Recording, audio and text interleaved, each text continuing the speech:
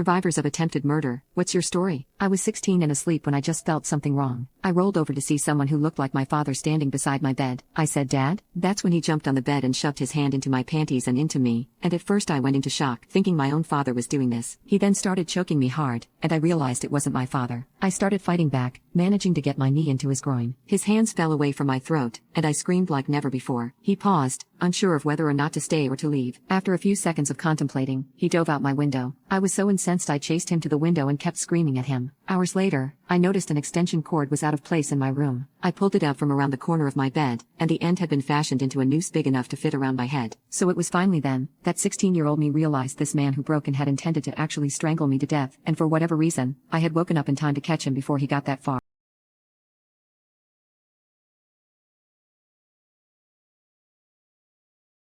What has your child's school done that got you so mad you went in and read the riot act to the teacher or principal? My 9-year-old daughter came home from school and was walking around the house with her coat still on. I told her to take it off, but she said it would hurt. She explained that she had gone roller skating on a school field trip and had fallen, hurting her arm. She told the teacher, who said she was fine, and told her to sit down. When they got back to school, my daughter kept complaining about her arm. That afternoon, the teacher made her square dance, letting the kids pull on her arm. She had asked multiple times to call me because she needed help. Nothing happened. I looked at her hand and lightly tapped the tips of her fingers, and when she practically jumped out of her skin, I grabbed her and my toddler and we went straight to the doctor. The doctor couldn't do x-rays there, so we were sent to the orthopedic office. After the x-rays, they found that her radius bone was broken. They set her arm and put it in a cast. By the time this was done, it was late at night, and we had to stop at the pharmacy to get pain medicine for her. The next day, I called the school and asked if the principal or the teacher were medical experts. Of course, they said no. I told the principal how angry I was that my daughter had broken her arm the morning before, and that the teacher decided to act like a doctor instead of letting my daughter call home to get medical help. I demanded an apology for my daughter and sent a letter to the school board. Both the teacher and the principal were disciplined by the